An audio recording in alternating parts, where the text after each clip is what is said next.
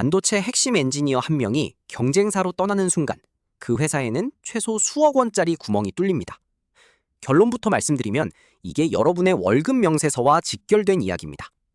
SK하이닉스가 2025년 성과급 상한을 없앤 건 직원을 사랑해서가 아니거든요.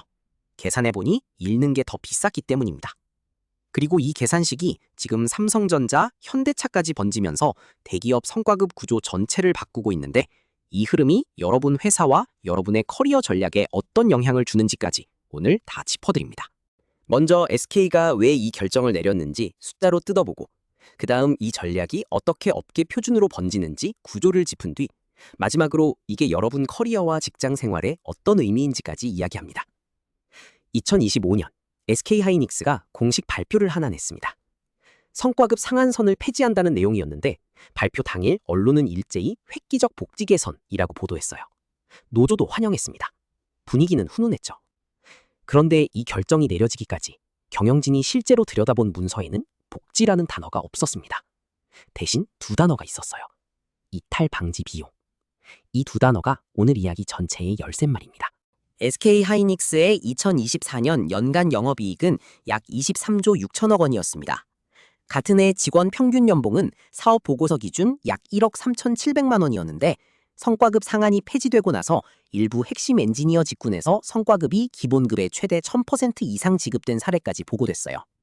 이 소식이 퍼지자 전국 삼성전자 노동조합은 2026년 단체 교섭에서 영업이익의 10% 이상 성과급 지급 및 상한선 폐지를 공식 요구 항목으로 제출했고 현대차 노조도 유사한 방향의 요구를 예고한 상태입니다. 겉으로 보면 SK가 먼저 올렸으니 우리도 올려야 한다는 단순한 비교 경쟁처럼 보입니다. 그런데 이게 진짜 이유가 아닙니다. 이 결정의 출발점으로 돌아가 보겠습니다.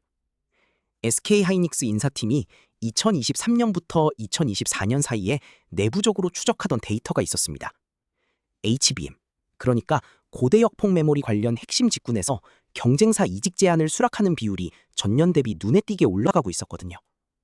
정확한 수치는 회사가 공개하지 않았지만 복수의 업계 소식통은 경고 수준이었다고 전했습니다. 그래서 경영진이 비용 비교표를 만들었어요.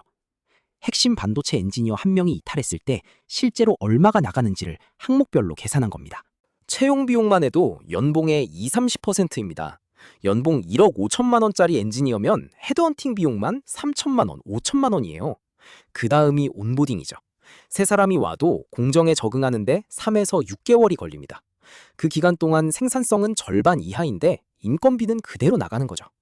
재교육까지 합치면 1, 2년, 연간 교육비만 수천만 원이 추가로 붙습니다.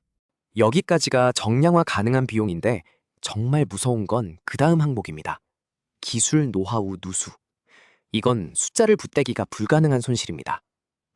반도체 공정에서 수율, 즉 일드레이트라는 개념이 있습니다.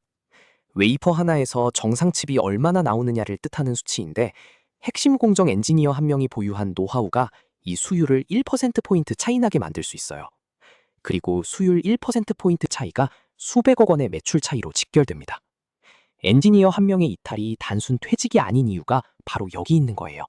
그 사람이 경쟁사로 갔을 때 우리는 수율이 떨어지고 경쟁사는 수율이 오르는 시나리오가 동시에 벌어질 수 있는 겁니다. 경영진이 내린 결론은 이거였습니다. 성과급 상한을 없애면 연간 추가 지출이 늘어난다.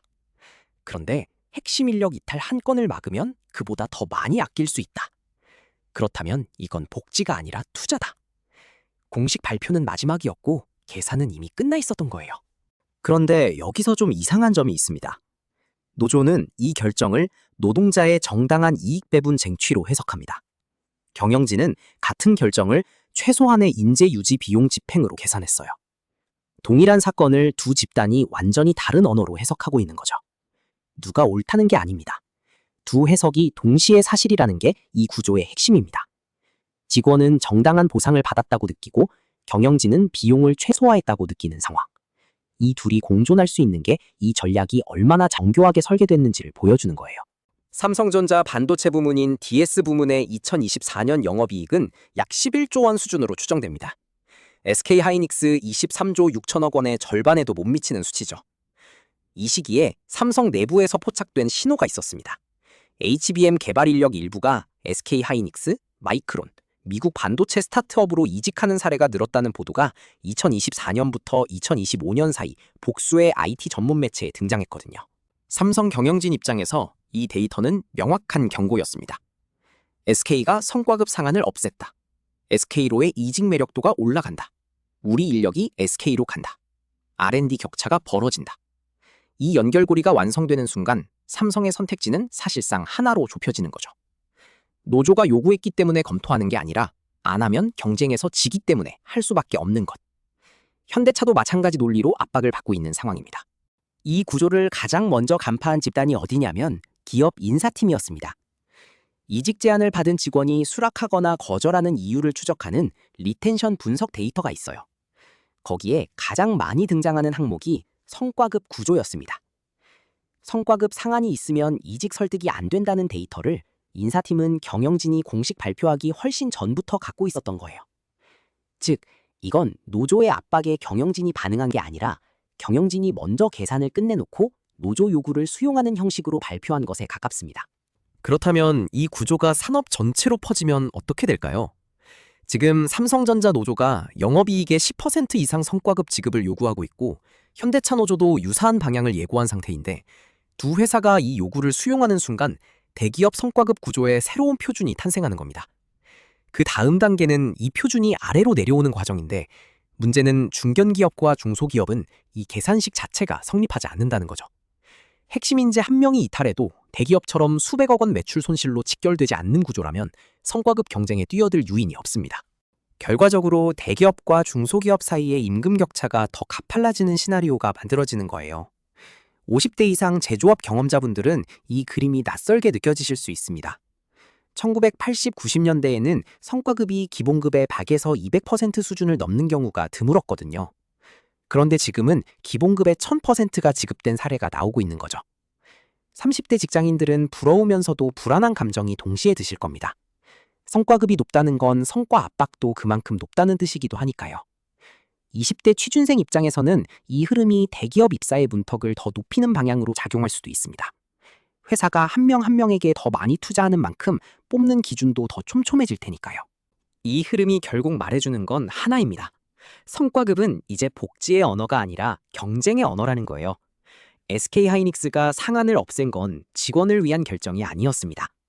인재를 붙잡아두는 비용이 보내주는 비용보다 싸다는 계산이 먼저였어요. 그리고 그 계산식이 삼성전자와 현대차를 향해 도미노처럼 쏟아지고 있는 겁니다. 이 구조를 이해하면 지금 대기업 성과급 뉴스를 볼 때 복지 개선이라는 단어 뒤에 어떤 숫자가 있는지 다르게 읽히기 시작합니다. 여러분이 지금 챙겨야 할 건 하나입니다. 2026년 하반기 삼성전자 단체 교섭 결과가 나오는 시점을 주목하세요.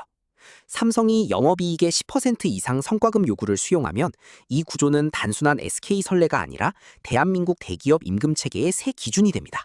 그 결과가 나오는 순간 여러분이 속한 업종과 회사에서 비슷한 요구와 논의가 시작될 가능성이 높아요.